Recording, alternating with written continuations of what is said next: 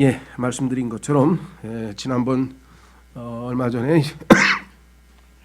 말씀 선포를 할 때 교회에 관한 제목으로 주제로 집중적으로 말씀을 하기로 그렇게 했고, 첫 번째는 교회, 하나님의 집. 이거는 정말 여러분들에게는 모르겠습니다. 저희 교회 다녀서 익숙한 분도 계시겠지만 일반적으로 어디를 가든 교회 얘기를 할 때는 소위 말하면 세상으로부터 분리된 자들의 모임에서 에클레시아라고 하는 헬라어를 설명하면서 세상으로부터 불러냄을 받은 사람들이 모여있는 무리 또는 모임을 우리가 교회라고 한다. 그래서 세상으로부터의 성별, 성도니까 구별되고 성별된 거룩한 백성으로서의 모습에 대해서 강조하는 것이 어딜 가도, 전 세계 어딜 가도 제1차적으로 합니다. 대부분. 그것이 잘못된 건 아니죠. 맞는 말씀이기는 하나, 그러나 또 영어 킹제임스 성경을 가지고 배우는 사람들은 특별히 하나님께서 킹제임스 성경을 통해서 우리에게 그보다 더 본질적인 것을 지적해 주시는데, 그것은 무엇인가? 그것은 바로 교회는 하나님의 집이다 그랬어요. 그렇죠? 예. 그래서 교회는 하나님의 집이기 때문에 church라고 하는 단어가 그 영어의 아주 영어가 어디서부터 왔냐면 여러 언어로부터 왔는데 그 중에 고딕이라고 하는 고식 언어에서 왔는데, 그 언어에서 키르케라고 하는, 즉 집이라고 하는 어원에서 나왔습니다. 그래서 하나님의 집이라고 하는 개념이 church라고 하는 개념의 핵심 포인트고, 그래서 예수님께서는 제일 처음에 마태복음 16장에서 내가 내 교회를 세우겠다고 선언하실 때 그 build라고 하는 빌딩, 집, 그죠? I will build my church. 그래서 거기에서 벌써 church의 개념이 훨씬 더 본질적인 것이 있다. 그래서 이것을 놓치지 말아달라 그래서. 저도 이걸 킹제임스 성경을 쓰는 바이블 빌리버들로부터 배우기 전까지는요, 한 10여 년 전에 이게 더 중요한 개념이구나라고 하는 것을 깨닫기 전까지는 어디 가서든 교회 설교할 때, 교회 설명할 때 에클레시아부터 설명했었어요. 저도. 그것이 기본적으로 중요하지만 그보다 더 본질적인 것은 하나님의 집이다. 그래서 그걸 설교했었고요. 두 번째는 도대체 우리는 왜 모이는가? 신약 지역교회, 신약교회는 왜 모이는가? 그래서 존재 목적에 대해서 두 번째 다시 한번 복습을 했고, 세 번째는 교회가 어떻게 탄생하고 어떻게 성장해 가는가. 우리 어린 자녀들도 마찬가지죠. 출생과 탄생, 이것이 인간에게 있어서 가장 중요한 것이든 교회도 마찬가지입니다. 유기체, 살아있는 생명체이기 때문에 탄생과 성장이 얼마만큼 중요한지, 그래서 그 과정을 성경적으로 우리가 4단계를 걸쳐서 살펴보았습니다. 오늘은 하나님께서 바울을 통해서 우리에게 기대하시는 교회의 바람직한 모습. 자, 오늘 이 데살로니카라고 하는 지역은요, 여러분들 아마 기억나실지 모르겠습니다만 우리는 익숙합니다. 성경에 데살로니카라고 하는 지명이 나오고 거기에 사도 바울이 서신서를 썼으니까. 근데 이 세상에 있는 사람들의 경우에는 잘 모르다가 2000년인가요? 그리스 아테네 올림픽 할 때 그 데살로니키라고 하는 도시에서 무슨 여러 가지 게임이 열려서 이 중계 방송도 하고 그랬어요. 그러니까 그때 한창 데살로니키, 아마 그 그리스어로 발음을 하다 보니까 우리는 데살로니카인데 그 사람들은 데살로니키 이렇게 돼 있죠. 그래서 그 도시 이름이 많이 사람들에게 알려져 있는데 그게 바로 성경에 나오는 데살로니카라고 하는 지역입니다. 그래서 그 지역에 사는 성도들에게 편지를 쓰게 됐는데, 그 편지를 쓰게 된 여건이 바울이 거기에 한 달도 채 머무르지 못했어요.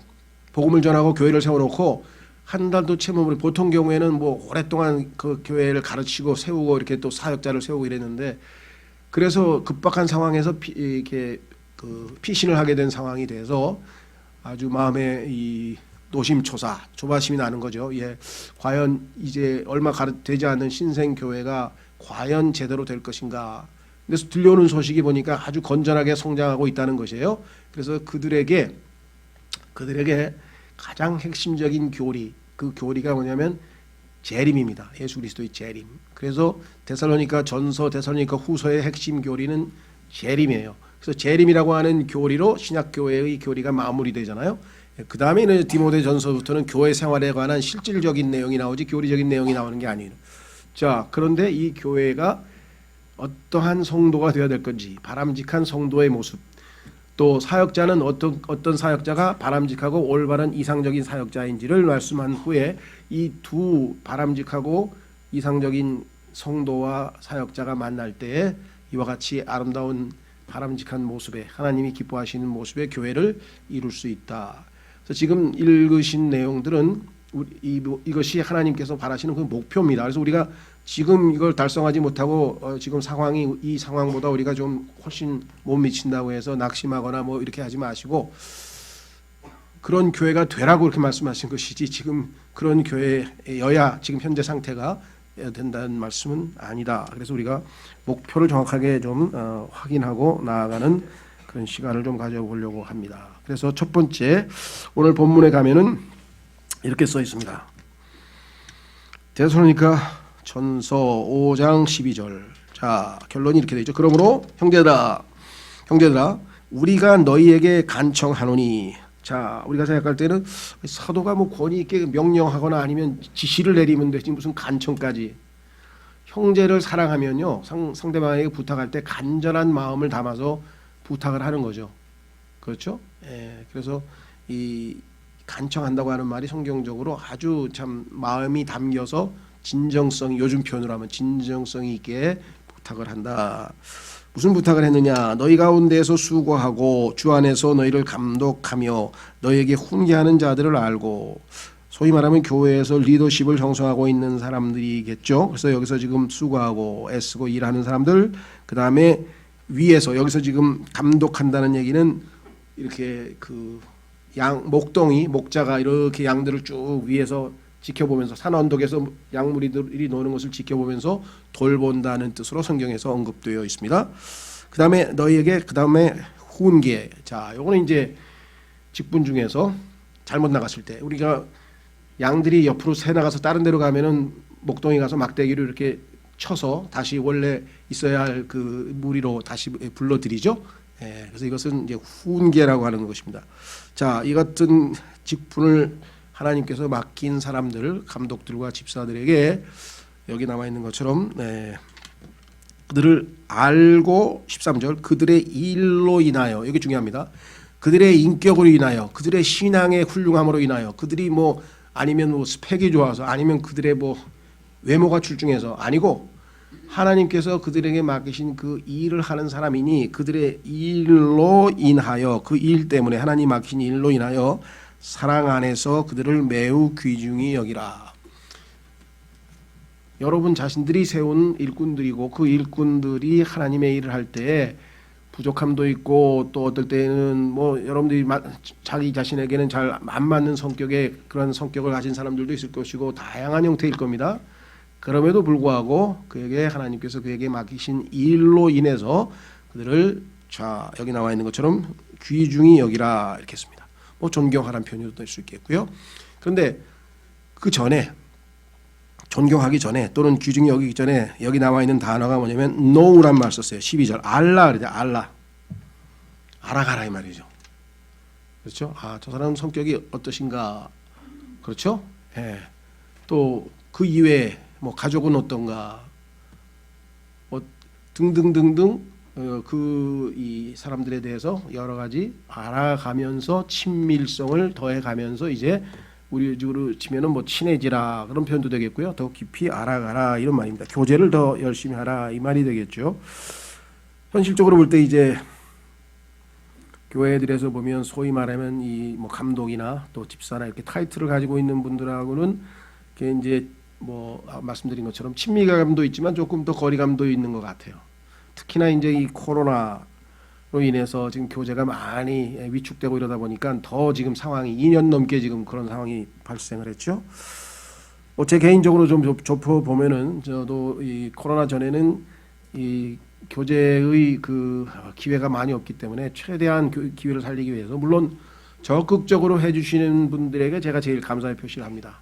제가 일일이 이렇게 돌아보고 이런 부분이 약점이고 취약하기 때문에 먼저 연락을 취해서 안부도 물어봐 주시고 아니 성경 질문도 해주시고 또 기도 부탁도 하시고 이렇게 적극적으로 저에게 상담을 해주시는 분들이면 제가 참 편하겠는데 그렇지 않고 있는 분들은 잘 지내나 어쩌나 그러면서도 제가 이렇게 선뜻 잘 나서지를 못하는 성격이어서 아마 굉장히 오랫동안 소원하신 분들도 꽤 많으실 것 같아요. 그냥 좀 양해해 주시고 좀 용서해 주시고 그렇게 부탁을 드리고요. 그 대신 주일날 어떻게든 하여간 최대한 이 기회를 만들기 위해서 지난번에 이제 오후 예배 끝나고 나서 3시 반서부터 5시까지는 이제 제가 그 2층에서 목양실에서 언제든지 상담에 응하겠다 그랬는데 크게 활성화는 안 됐어요. 꺼려 하시는 분들도 있어요. 여러 가지 이유로. 뭐 아직 친밀하지 않아서 그럴 수도 있겠고, 또 뭐 그냥 성경 듣고 내가 개인적으로 신앙생활 하면 되지 뭐 그런 분들도 계실 것이고요. 또 배려해서 아이고 이제 뭐 아침 오후 설교하고 나서 지금 지치고 피곤하실 텐데 또 내가 가서 또 피곤하게 해드릴 필요가 있나 싶은 등등등등 이유로. 그러나 약간 최대한 이 교제하고 이런 것이 더 살렸으면 좋겠다. 앞으로도 계속 그렇게 시간을 열어놓도록 그렇게 하겠습니다. 그 이외에 뭐 이제 시간 돼서 제가 아무래도 그 융통성 있게 시간을 제가 조정해서 얼마든지 쓸 수 있으니까 뭐 규칙적으로 뭘 딱딱딱 정해놓고 하는 게 아니니까 여러분들이 시간을 정하시면 제가 시간을 맞추어서 뭐 좋게는 식사도 할 수 있고요. 사달라는 얘기 아닙니다. 전 사드립니다. 사주면 할 수 없이 받아 먹지만 사달라는 얘기는 아니고 뭐 커피를 한 잔 마셔도 좋고, 아니면 어떤 분은 야외에서 만나도 돼요. 그런 분이 있어요. 그래서 과거에 보니까 경복궁 경회로 앞에서 좀 만나는데, 경회로 앞에 그 벤치에 앉아가지고 또 이렇게 봄을 만끽하면서 이 콜라 마셔가면서 한 서너 시간 자기 이제 어려운 신앙생활의 여정을 설명하고 앞으로 어떻게 신앙생활했으면 좋겠습니까? 물어보신 분도 계시고, 또 어떤 분 산책 좋아하시는 분 있어요. 뭐 창덕궁 걸으시면서 좀 하면 안 됩니까? 다 돼요. 어떤 분은 제가 바빠서 그런데요, 우리 회사 저 앞에 그 커피숍으로 나오시면 안 되겠어요? 뭐 이런 분도 있어요. 기꺼이 가죠. 저야 바깥에 나가는 걸 좋아하는데.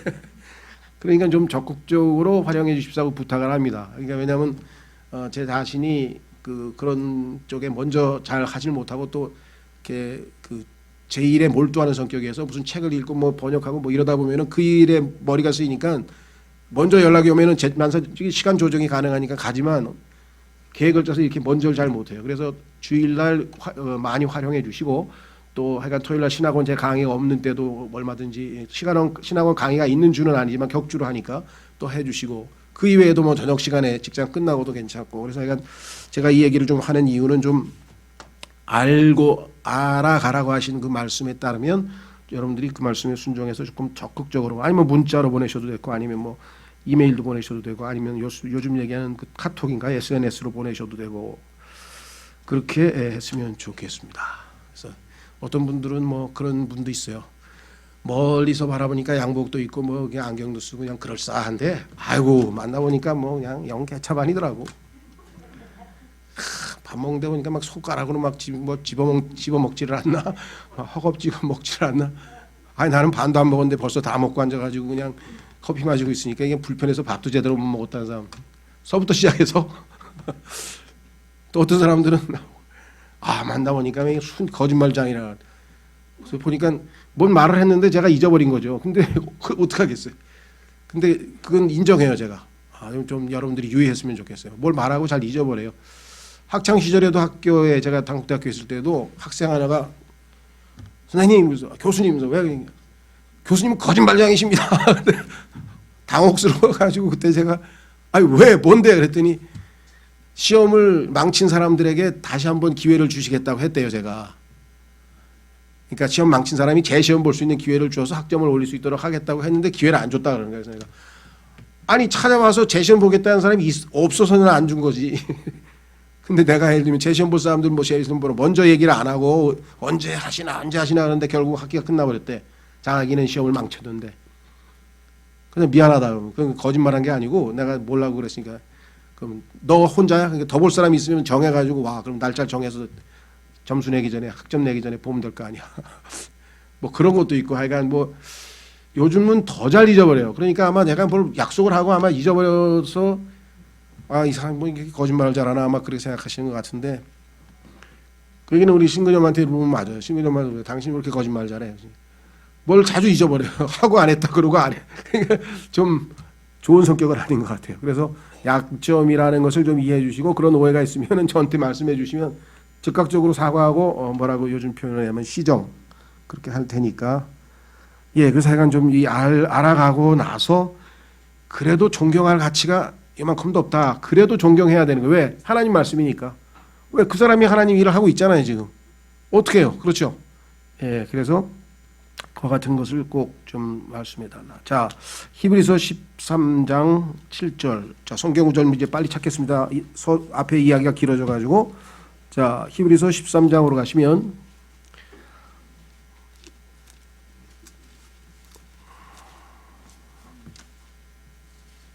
7절. 히브리서 13장 7절. 하나님의 말씀을 너희에게 일러주고 너희를 다스리는 자들을 기억하며 그들의 행실의 결말을 깊이 살펴보고 그들의 믿음을 따르라. 예수님도 말씀하셨죠. 그 바리새인들 사두개인들 말은 잘하니까 그 사람 말은 잘 따라. 그 대신 행동은 본받지 말어.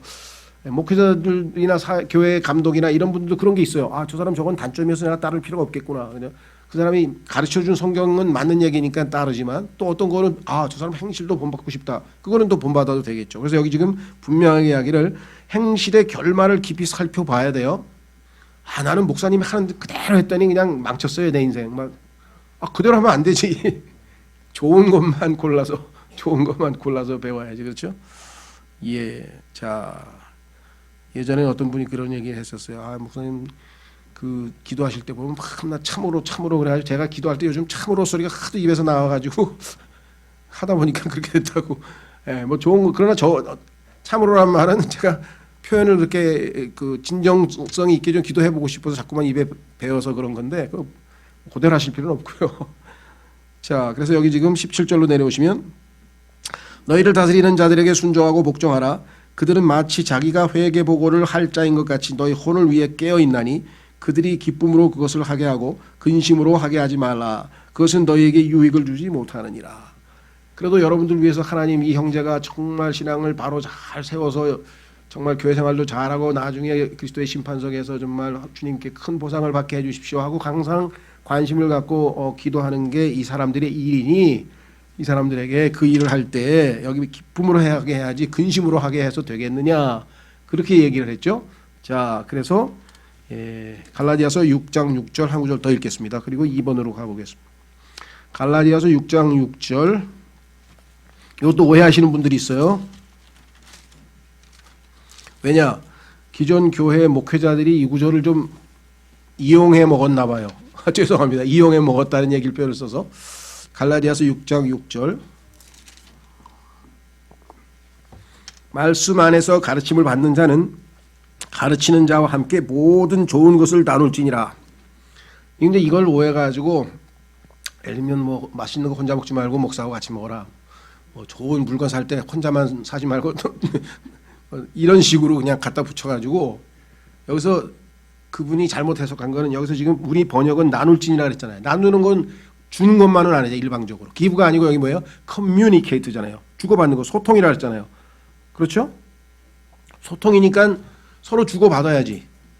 속된 말로 내가 한 번 식사 샀으면 저 사람도 식사 한 번 사고 또 내가 뭐 이렇게 꽃도 사갔으면 그 사람들도 나중에 뭐 나에게 뭐 선물도 하고 뭐 이렇게 해서 주고받으란 얘기죠. 그렇죠?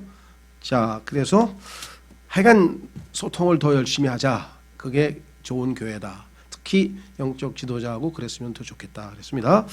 두 번째는 뭐 너무나 당연한 거죠. 그것은 뭐냐? 형제들끼리 화목하게 지냅니다. 지역교회의 겸손은 죄송합니다. 화평은 겸손의 실천에 의해서만 유지될 수 있습니다. 화목하게 될 수 있는 비결은 뭐냐? 서로 겸손하게 대하면 싸울 일이 없어요. 교만하니까 싸운다고 성경에 나왔잖아요.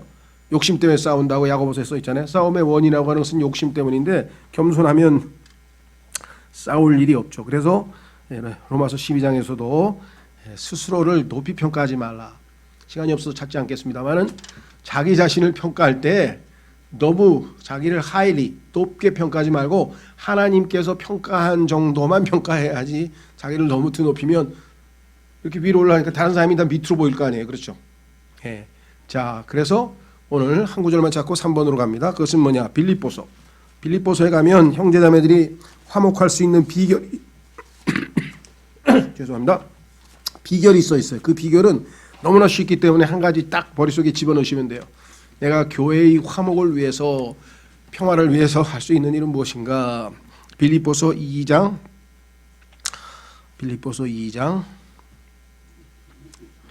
3절 2장 3절 어떤 일도 다툼이나 헛된 영광으로 하지 말고 그 다음에 보세요.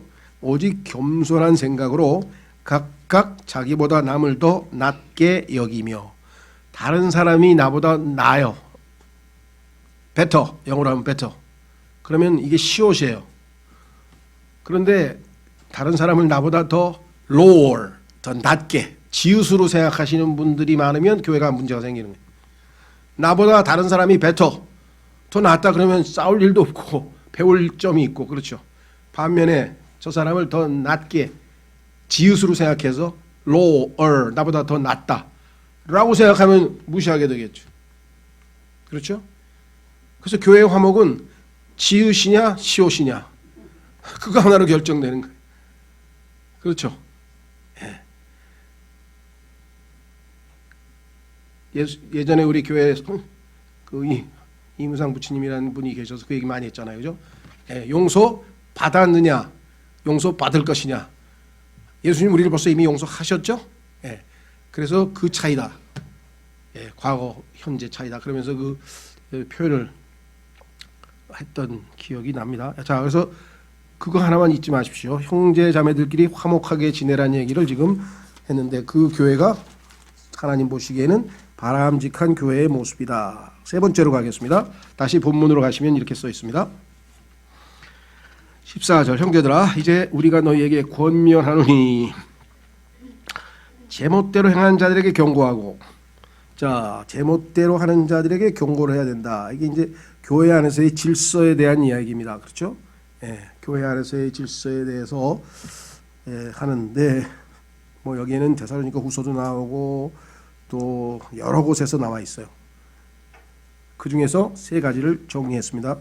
죄에 대해 설교함으로써 그래서 강단에서는 하나님의 말씀에 불순종하는 것이 죄고 어떤 행동이 하나님 앞에 죄인가 심지어는 어리석은 생각도 죄라고 성경에 분명하게 말씀을 했고요. 자 어떤 사람이 어떤 일을 할 때 믿음으로 가지 아니한 모든 것은 죄라. 하나님 말씀을 믿음으로 하지 아니하고 의심이 들었는데 이거 해도 될까? 그런데 행하면 그게 죄라 그랬어요. 왜? 믿음이 없이 행했으니까.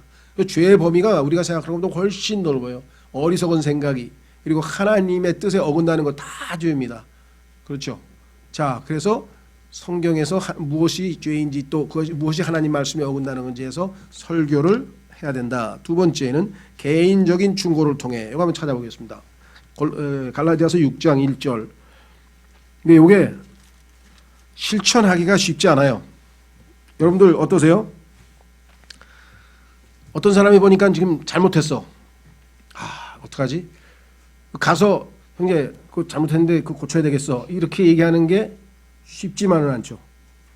그 사람이 잘 받아들일까도 문제고요. 동의를 할까도 문제고요. 또 사실대로 얘기해 줬는데도 기분 나빠할까도 문제고 여러 가지가 쉽지가 않습니다. 그럼에도 불구하고 교회 안에서 이것이 행에 이루어져야 된다는 것이에요. 자, 갈라디아서 6장 1절. 내 형제들아 만일 어떤 사람이 잘못에 빠지거든 영적인 너희는 온유의 영으로 부드럽게 해야 돼요. 막 밀어붙이고 막 야단치듯이 하면 안 되고 그렇죠? 야단치듯이 해서 부작용을 일으킨 경우가 교회에 문제를 일으키는 경우가 허다했습니다. 말은 정확한 지적을 했어요. 잘 지적을 했는데 온유한 영으로 안 하고 에베소서 4장 15절에는 진리를 말했어. 진실을 말했어. 그런데 in love, 사랑으로 말하라 그랬는데 그게 아니라 사랑의 영이 아니고 온유의 영이 아닌 자세로 얘기하면 사실을 사실대로 얘기해도 안 받아들여요. 튕긴다고. 그렇죠? 그런데 온유의 영으로 사랑의 영으로 얘기하면 듣는 순간 기분 나빴지. 왜? 자기 잘못을 지적을 했는데 좋아할 사람이 어디 있겠어요? 그럼에도 불구하고 그 자세나 그 온유한 사랑의 영을 통해서 내가 집에 가서라도 한번 그 형제가 내가 나를 사랑하고 관심이 있으니까 참 힘들었겠는데도 나에게 이런 지적을 해줬구나. 그래서 하나님 앞에서 그걸 돌이킬 수 있는 기회가 생기는 거예요. 성령님께서 역사하시고. 그래서 여기 지금 온유의 영으로 이게 실패하는 거예요. 과거에도 보면 형제님 왜 저한테 그걸 상의하세요? 그랬더니 형제님 그래도 온유한 것 같아요. 이게 무슨 말인가? 목사님한테 갔더니 한 30분 혼났는데 난 그때부터 난 목사한테 안 가. 얼마나 성경 착 펴가지고 이렇게 왜 안 했습니까? 그저 야단을 30분 맞았대. 아니 죽은 듯이 있다가 나와가지고 그래서 내가 그분에게 형제님 다음번에 가면 이거 펴줘. 온유의 영으로 하라 그랬는데 왜 안 하십니까? 써 있잖아요. 온유의 영으로 하라 그랬는데 그래서 내가 지금 말 안 듣는 거예요. 그렇죠? 다음에 사랑으로 말하라 그랬는데 형제님 목사님 지금 사랑으로 말한 게 아니야. 나 지금 목사님도 틀렸어. 한마디 해주시라 그랬더니 말도 안 되는 소리 하신다. 난 그분 이제 그 얼굴도 못 봐 무서워가지고 설교 들을 때도 얼굴 안 본대 무서워가지고 30분 동안 얼마나 혼란했는지.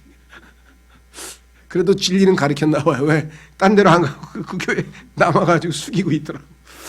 하여간 참 별일이 다 있습니다만 어쨌거나 자 온유의 영 이게 얼마나 중요한가. 그렇죠. 예수님이 나는 마음이 온유하고 겸손하니 내게 와서 배우라. 온유하고 겸손한 분이니까 우리가 그냥 가서 마음에 있는 걸 다 털어놓고 그걸 다 들어주시고 아주 쉽게 우리의 청을 들어주시는 분이라고 성경에 써 있잖아요. 그냥 다가가기가 쉬우신 분이라고 예수님은. 그런데 다가가기가 어려운 지도자가 보통 까다로운 사람이 아니겠죠. 그건 안 됩니다. 자, 그래서 그다음에 두 번째는 개인적인 충고를 더해야 됐고 세 번째 신속하고 적절한 징계를 통해 이거는 만약에 계속해서 하나님 말씀에 어긋나고 이와 같은 짓을 하는데도 불구하고 이 고치질 않을 때는 교회에서 일정 방식의 징계가 필요하죠. 그렇죠? 자녀들도 마찬가지잖아요. 계속해서 말 안 들으면 너 앞으로 일주일 동안 저녁 굶어 라고 하든가 아니면 너 앞으로 3일 동안 용돈 없어 하던가 뭔가에 약간 대가를 치르는 방식의 뭐가 있어야만 한다는 거. 자, 길게 얘기하지 않고요. 네 번째, 교회 바람직한 교회의 모습은 주님께서 뭐라고 말씀하셨는가? 마음이 약한 자들을 위로해 줘야 됩니다. 이것도 보통 중요한 일이 아니죠. 그렇죠? 예. 어떤 분들은 그래요. 물론 교회는 항상 와서 위로만 받는 건 아니에요. 아까도 얘기했지만 야단도 맞고 훈계도 듣고 그렇긴 하는데 그래도 세상에서 상처 입고 누군가 아무도 자기 마음을 몰라줄 때 교회 와서 형제들한테 터놓고 얘기하고 또 같이 기도해주고 물론 제일 1차적으로 주님께 다 털어놓습니다만은 그래도 또 눈에 보이는 형제들에게 이렇게 위로받고 그러면 좋죠. 그래서 성경에 보면 약한 자들에 대한 이야기가 로마서에도 나오고 어디서든지 나옵니다. 그렇죠? 어느 집단에 어느 곳을 가도 약한 분들이 꼭 있어요. 그런데 그런 분들이 얼마만큼 잘 대접받고 존중받느냐가 그 집단의 건강성을 보여주는 거죠. 대한민국 사회가 경제 지표로 볼 때면은 지금 뭐 선진국에 도달해서 뭐 10대 경제 강국이니 뭐 이런 얘기들이 많이 오가는데요. 문화적으로는 뭐 한참 뒤떨어졌고요. 거기 가면 뭐 장관이고 총리고 교통신호 위반하면 다 감옥 갑니다. 아니면 벌금 냅니다. 다 뭐 봐주 그런 거 없어요. 근데 우리는 아직도 이게 잘 정착이 안 됐고요. 하여간 문화적으로는 그렇고 두 번째 더 결정적인 것은 뭐냐? 약자에 대한 배려가 없는 거예요. 이번에도 뭐 장애자들 그냥 오죽하면 그랬겠어요. 오죽하면 나도 뭐 지하철 막 늦게 해가지고 막 문제 일으키는 거 그 사람들이 하도 안 들으니까 별짓을 다 해도 도대체 들어주질 않으니까 범법 행위까지 할 수밖에 없는데 범법 행위를 옹호하자는 게 아니라 그동안 그렇게까지 사회가 그 사람들을 무시했다는 걸 좀 초점을 맞춰야 되지 않느냐. 그렇죠? 네. 그래서 하여간 장애자도 뭐 그렇고요. 그 이외에도 소위 말하면 약자 그룹이라고 하는 사람들에 대해서 근데 그 사람들 막 너무 배째라 그러고 막 그냥 제멋대로 하고 막 눈덕이고 막 하여간 뭐 너무 무질서하잖아요. 맞아요. 근데 거기까지 가도록 몰고 간 사람 또 누구야? 그동안 무관심했던 우리 아니겠어요? 그동안 조금이라도 배려를 받았으면 그 사람들이 마음이 그렇게 완악해졌겠냐? 그걸 생각해 본다면 책임의식도 좀 우리가 가져야 되지 않겠는가? 교회도 마찬가지입니다. 그래서 이 약한 자들에 대해서 저 사람 뭐야 교회 30년 된 게 있는데 어떻게 그런 걸 몰라? 기본 기간 돼 있네 막 이런 분들 여러 계세요. 아니 한 10년 다니면서 봉사 받았으면 이제 10년 동안은 자기도 섬기고 봉사를 해야지 그냥 막 얻어먹기만 하는 사람이 있어 막 이런데 사람마다 강하고 약하고는 다 다릅니다. 그렇죠? 여러분들이 그런 문제에 있어서 조금 더 여유 있게 하나님께서 여러분들에게 그 스트롱 강한 자들은 항상 feeble mind 약한 사람들에 대해서 배려해야 된다고 성경에 곳곳에서 말씀하고 있다는 사실을 우리가 꼭 기억하셨으면 좋겠습니다. 자, 다섯 번째, 연약한 자들을 붙들어줘야 된다. 자, 그러니까 위로는 말할 것도 없고 그 사람들에게 붙들어줘야 된다는 얘기는 지탱해야 된다는 얘기예요. 왜? 넘어지기 쉬우니까. 지탱, 서포트. 이 무너지면 안 되죠. 기둥을 우리가 받들어야 되죠. 받쳐야 되죠. 자, 첫 번째는 다른 사람의 짐을 짐으로써. 짐, burden이라는데 burden.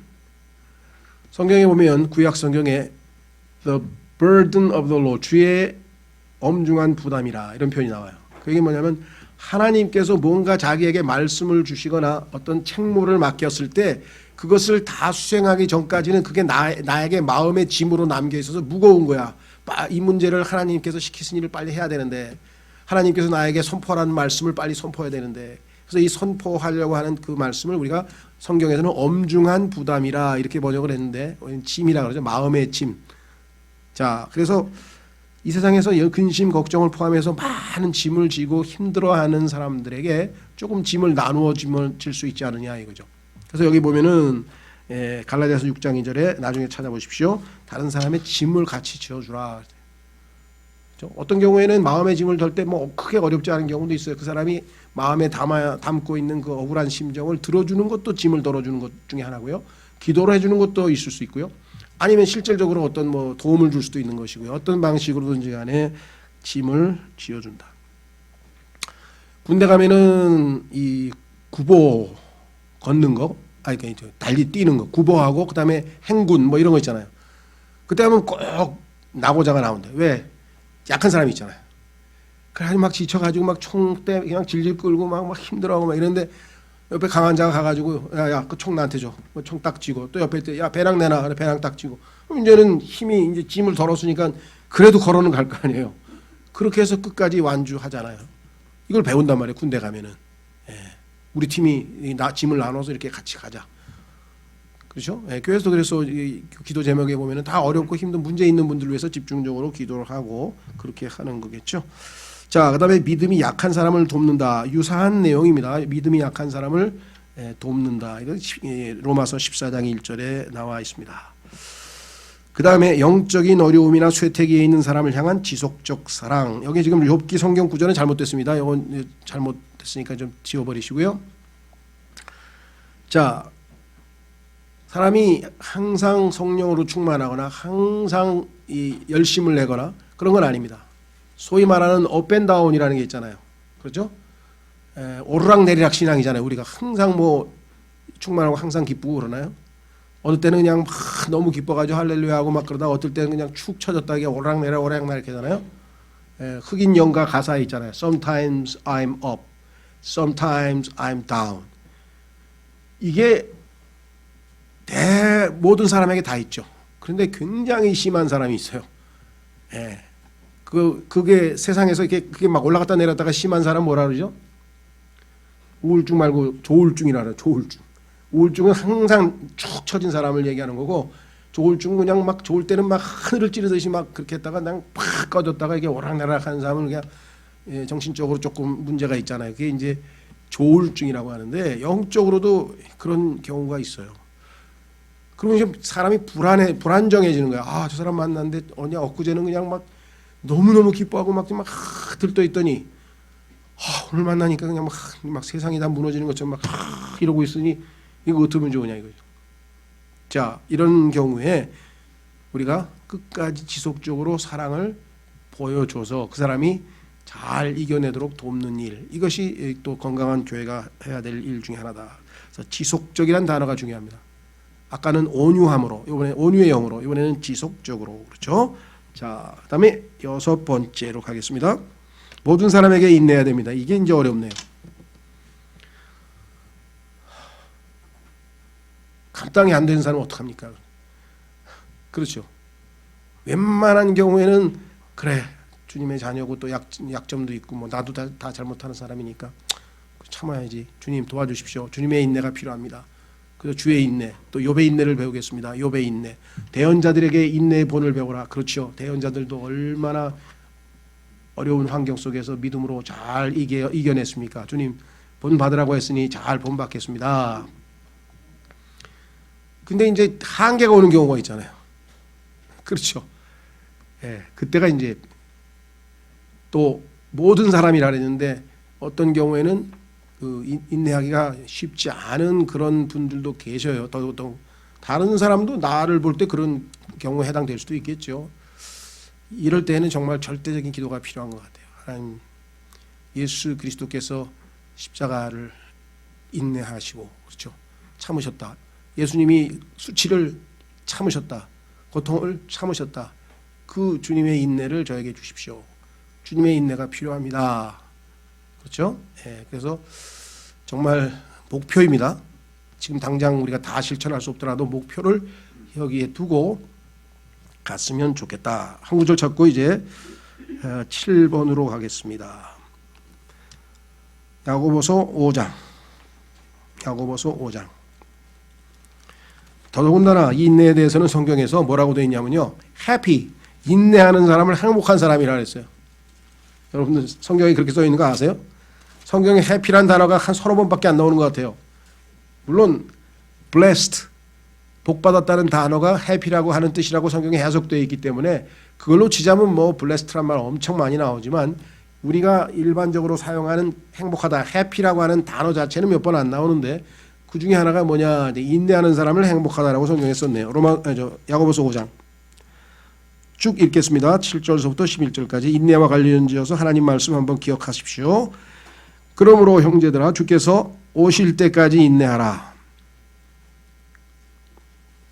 언제까지인지 잘 기억해 주십시오. 주께서 오실 때까지 인내하라. 보라, 농부가 땅에서 나는 귀한 열매를 바라고 이른 비와 늦은 비를 받을 때까지 오랫동안 그것을 위해 인내하느니라. 너희도 인내하고 너희 마음을 굳건히 하라. 주의 오심이 가까이 다가오고 있느니라. 형제들아, 서로 불평하지 말라. 인내가 고갈되면 불평이 나오죠. 그리하여야 너희가 정죄를 받지 아니하리라. 보라, 심판자께서 문 앞에 서 계시느니라. 내 형제들아, 주의 이름으로 말한 대언자들을 고난당하는 것과 인내의 본으로 삼으라. 보라, 참는 자들은 우리가 행복한 자로 여기나니 너희가 욥의 인내를 들었고. 욥의 인내란 말은 서양에서는 자주 쓰입니다. 왜? 욥의 인내가 욥기에 나오니까. Job's patience, Job's patience.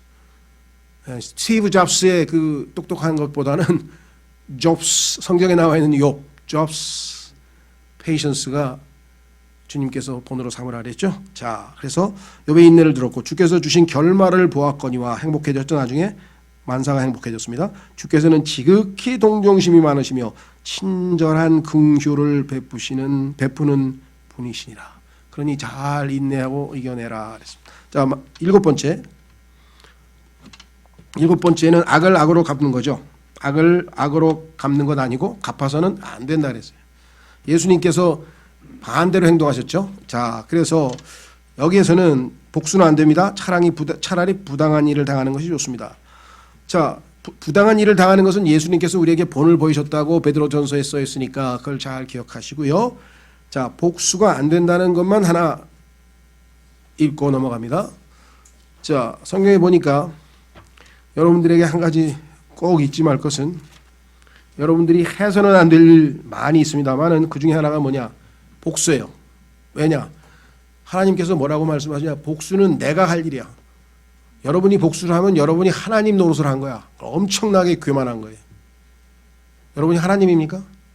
하나님 아닌데 어떻게 복수합니까? 하나님이 복수는 내일이라 그랬는데 기억나세요? 이걸 기억하셔야 돼요. 자, 그러면 복수할 수가 없어. 왜? 그렇지, 내가 하나님이 아닌데 내가 어떻게 복수하나? 자, 로마서 12장, 로마서 12장. 예. 찾으셨습니까? 19절. 극진히 사랑하는 자들아, 너희 스스로 원수를 갚지 말고 도리어 진노하심에 맡기라. 기록된 바 원수 갚는 일은 내 것이니 내가 갚으리라. 하나님 내가 알아서 하겠다는 거죠. 주가 말하노라 하였느니라. 그러므로 내 원수가 줄이거든 그를 먹이고 그가 목마르거든 그에게 마실 것을 주라. 그리함으로 내가 그의 머리 위에 불타는 숯을 쌓으리라. 이 원수에게 줄이거든 먹이고 그 다음에 목마르거든 마실 것을 주었을 때 그 상당수의 원수들이 그렇게 그 사람을 만들어 버린 예수님께 감동해서 변화되는 열매 결과가 많아요. 당신 어떻게 나 같은 자를 그렇게 대하시오? 예수님이 나 같은 자를 그렇게, 당신 같은 나를 그렇게 대해 주셔서 나도 그렇게 하는 겁니다. 그럼 당신이 믿는 예수 나도 믿을 테니 어떻게 하면 됩니까? 이렇게 해서 믿은 사람이 의외로 많아요. 자, 그 다음에 악에게 지지 말고 도리어 선으로 악을 이기라. 자, 마지막 8번째, 선한 것을 따라야 합니다. 그렇습니다. 모든 선한 것을 따르라. 모든 선한 것을 따르라. 이렇게 데살로니가 전서에서 이것이 사도 바울이 신생교회에게 당부하는 겁니다. 이런 교회가 될 때 너희가 하나님께서 맡기신 일을 감당하는 좋은 교회, 바람직한 교회가 될 것이다 라고 이야기를 했는데요. 모든 사람에게 선한 것을 항상 따르라. 모든 사람들에게, 사람을 고르지 말고요. 그렇죠?